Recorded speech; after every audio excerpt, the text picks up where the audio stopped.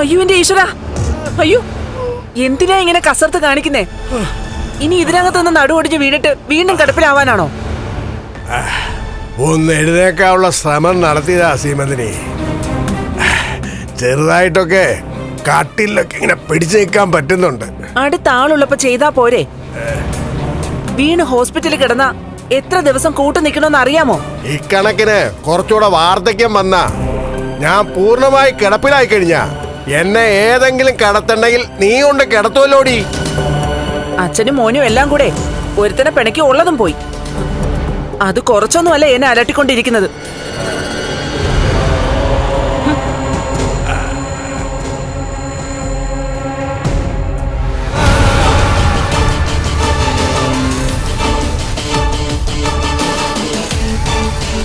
ആ ഒരുത്തൻ വരുന്നുണ്ട്.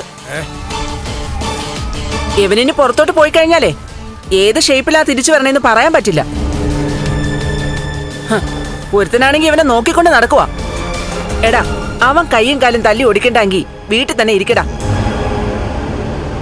ഇവിടെ ഇരുന്ന് അവൻ വരുന്നില്ലെന്ന് പറയാൻ പറ്റുമോ? അന്ന് മൂന്നാറിൽ വെച്ച് കണ്ടത് കണ്ണനെയാണോ അല്ലയോന്ന് ഇപ്പോഴും പറയാൻ പറ്റാത്ത അവസ്ഥയാ. എടാ, തോമസ് വൈദ്യന്റെ മരുന്ന് അതിന് ഫലം കാണത്തില്ലെന്ന് പറയാൻ പറ്റത്തില്ല. എന്റെ ശരീരത്തിൽ ഇപ്പോ ചെറിയ അനക്കമൊക്കെ വെച്ചല്ലോ. അതാണിപ്പോ എന്നെ അലട്ടിക്കൊണ്ടിരിക്കുന്നത്. അതിന്റെ ഇടയിലും നാളെ അവനും അവന്റെ ഭാര്യയും കൂടി ആഘോഷിക്കാൻ പോവാ. അവരുടെ ആദ്യത്തെ വെഡിങ് ആനിവേഴ്സറി. കഴിഞ്ഞ വർഷം ഇതേ സമയത്ത് എന്റെ അച്ഛൻ 2 കുടുംബങ്ങളെയും കൂടി ഒന്നിപ്പിച്ചത്.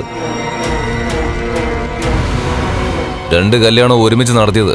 ഓ, അന്ന് ഏതാണ്ടൊക്കെ പ്രതീക്ഷിച്ച ഇങ്ങേര് മഹാലക്ഷ്മിയെ കണ്ണന്റെ തലയിൽ കെട്ടിവെച്ചത്. അവൾ ഒരിക്കലും കുടുംബം ഭരിക്കില്ല എന്നും പറഞ്ഞു. എന്നിട്ട് എന്തായി? ഇപ്പൊ പകുതി അവൾ എഴുതി വാങ്ങിച്ചു. ഇപ്പൊ വെഡിങ് ആനിവേഴ്സറി ഇല്ലാത്തത് ആ പാവ ഉണ്ണിക്കും കരുണയ്ക്കുക.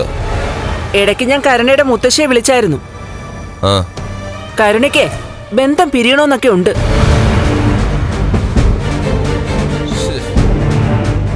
എടാ, ആ പ്രതാപനെ കണ്ടിട്ട് ആ കൊച്ചിനെ പറഞ്ഞ് കമലേശ്വരത്തോട് വിടാൻ പറയടാ.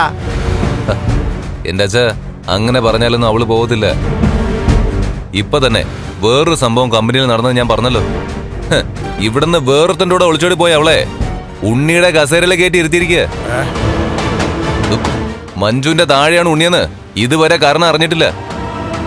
അറിഞ്ഞു കഴിഞ്ഞാല് അവൾ ആ നിമിഷം ബന്ധം ഒഴിയും. എല്ലാം ചെയ്യുന്നതേ മഹാലക്ഷ്മി ഒറ്റ ഒരുത്തിയാ. അവൾ ഒരു സൈലന്റ് കില്ലറാണച്ചാ. ചിരിച്ചുകൊണ്ട് നിന്നിട്ട് മയക്കി അവൾ എല്ലാവരുടെയും കഴുത്തറുക്കും.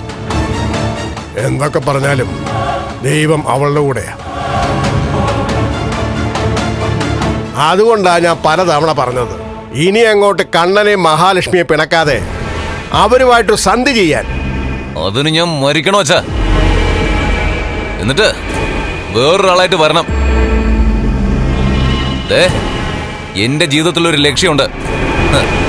കമലേശ്വരത്തെ സ്വത്തുക്കള് സ്വന്തമാക്കണമെന്ന് എന്നെക്കാളും ആഗ്രഹിച്ചത് അച്ഛനാ.